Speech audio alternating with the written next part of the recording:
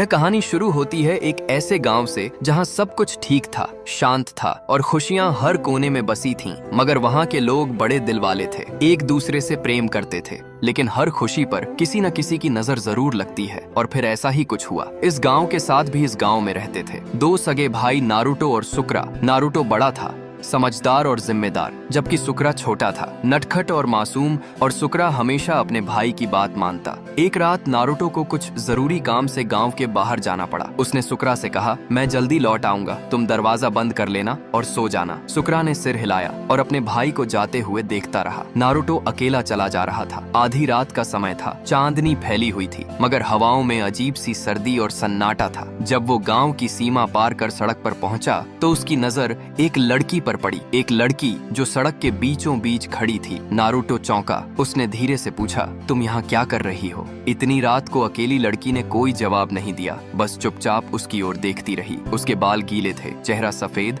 और आंखें बिल्कुल निर्जीव। नारुतो ने फिर पूछा, क्या तुम्हें मदद चाहिए? एक धीमी सी हंसी उसने नारुतो पर झपट्टा मारा। उस रात के बाद नारुतो कभी वापस नहीं लौटा। डर की शुरुआत सुबह गांव में हड़कंप मच गया। सुकरा ने हर गली, हर खेत में अपने भाई को ढूंढा। वह चिल्लाता रहा, भाई नारुतो, भाई कहाँ हो? गांव के लोग भी साथ हो लिए, पर जब वो लोग उसी सड़क पर पहुंचे जहां नारुतो गया था, तो वहां नारुतो की डेड बॉडी मिलती है। गांव में डर बैठ गया। जो गांव कभी हंसी से गूंजता था, अब वहां सन्नाटा था। अगली रात एक और युवक गायब हो गया। फिर तीसरी रात कोई किसान, फिर एक बूढ़ा आदमी। हर रोज किसी न किसी की मौत की खबर आती। लोगों ने कहना शुरू किया, वो लड़की एक आत्मा है, एक शापित आत्मा जो हर रात अपना रूप बदलती है और एक इंसान को मार देती है। अब गांव का हर इंसान डर के साए में जीने लगा।